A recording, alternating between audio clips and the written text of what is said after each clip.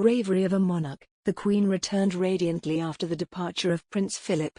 The Queen has shown to be remarkably resilient even in the face of loss, a royal commentator said.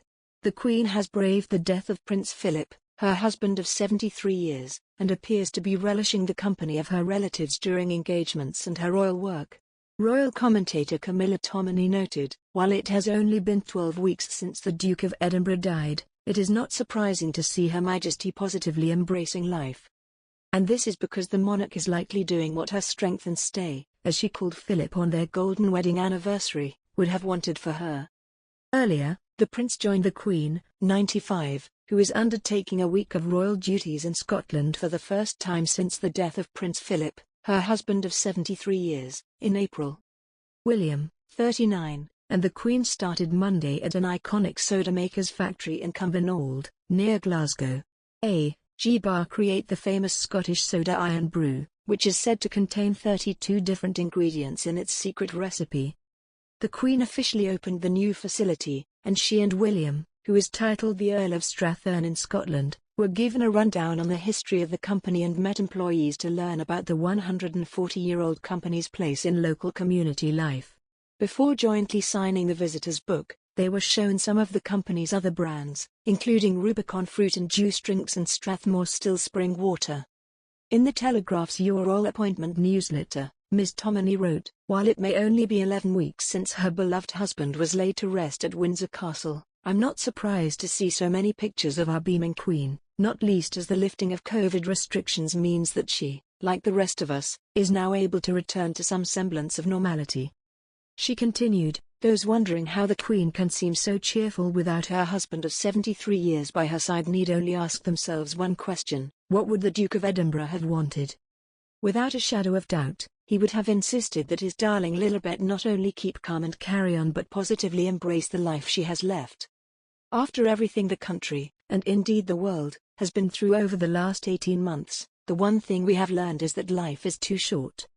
There is something extremely heartening about this remarkably resilient nonagenarian seeming to savor every single second." Prince Philip died on April 9 at Windsor Castle, just a few weeks before turning 100.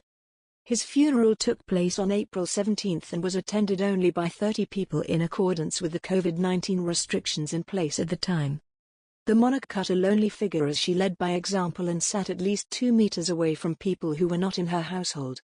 But, despite her tremendous loss, she returned to work at the end of the royal mourning period, when she returned to meet diplomats via video link.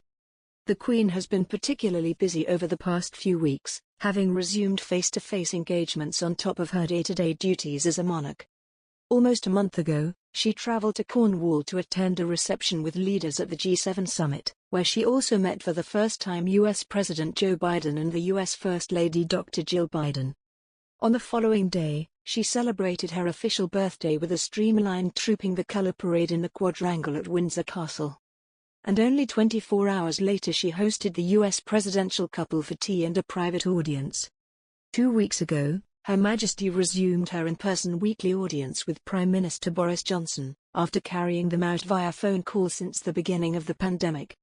And last week she toured Glasgow, Edinburgh and Stirling as part of the annual Royal Week north of the border.